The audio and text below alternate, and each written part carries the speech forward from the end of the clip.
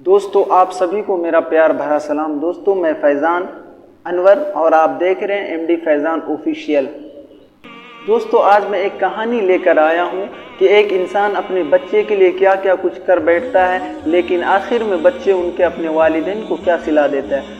कुछ दिनों की बात है, एक मर्तबा एक इंसान था गांव में, वो रहता था और उनके पास एक तिजारत थी और वो किराना का स्टोर किए हुआ था और ख़रीद व फरोख्त का कारोबार करता था। कुछ दिनों के बाद अल्लाह ताला ने उनके घर में एक हरियाली पैदा किया, उनको एक औलाद से नवाजा और वो अपने औलाद से बेइंतहा मोहब्बत करता था। कुछ दिनों की बाद उनके बेटे जब थोड़े बड़े हुए, कुछ अकल आई, थोड़ा 2-4 साल के हुए, तो उस वक्त वो आदमी मिसवाक कर रहा था, मंजन कर रहा था और उनके छोटा सा बेटा कूदता फानता हुआ आया, अब्बू की गोद में बैठ गया और उसी के दुकान के सामने एक पीपल का दरख्त सा बड़ा सा था।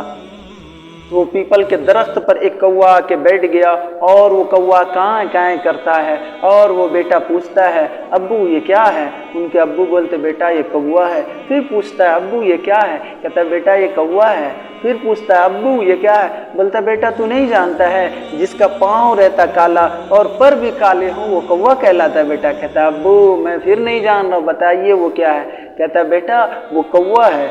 फिर कुछ दिनों की बाद ये बताने के बाद फिर कुछ दिनों के बाद वो बेचारे बूढ़े हो जाते हैं, उनकी हड्डियां कमज़ोर पड़ जाती हैं, उनकी निगाहें कमज़ोर हो जाती है।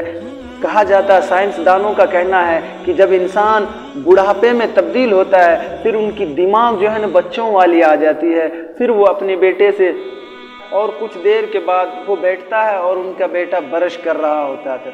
उस ज़माने में उस आदमी के पास मिसवाक था और ये फैंसी का ज़माना आया, ये ब्रश कर रहा था और ये बाप गया उनसे। और क्या हुआ, उसी वक्त एक कौवा के पीपल के दरख्त पर बैठ गया और क्या करने लगा। तो बाप ने कहा बेटे से, बेटा वो क्या है? बोला, अब्बू कौवा है। आप भी एकदम पुरानी वाली बातें कहते हैं। फिर कुछ देर के बाद फिर कौवा बोला, क्या? बोला, क्या है बेटे? बोला, कौवा है। फिर एक बार बोला, क्या है? कौवा है। फिर उसके बाद पूछा, बोला, आपको समझ नहीं आता ये कौवा है? आपका दिमाग कहाँ चले गया है? फिर कुछ देर के बाद उस बाप को एक बात नसीहत याद आती है।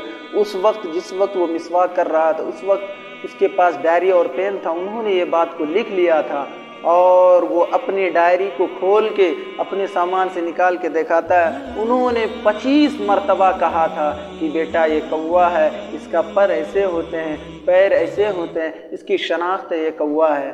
तो मेरे दोस्तों, इस कहानी से क्या आपको सबूत मिला?